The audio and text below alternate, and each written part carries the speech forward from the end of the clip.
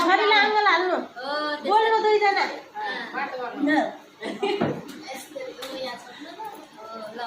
बोल्नु कि दुईजना फोटो खिचिदिनु त बोल्नु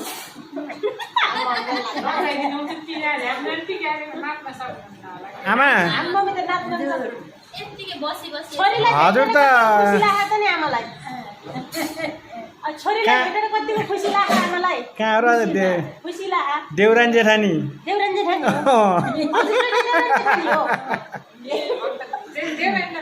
माइततिर आमा छोरी घरतिर देउरानी जेठानी हो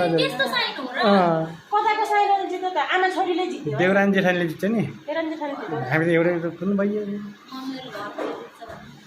धेरै टाढा गयो आमा छोरी नै ठिक छ होइन हजुर त दुईटा नाल भएछ नि एउटा आमा छोरी उता देउरानी जेठानी के आमा छोरी नै ठिक छ होइन देउरानी जेठानी त अलिक टाढाको कुरो होइन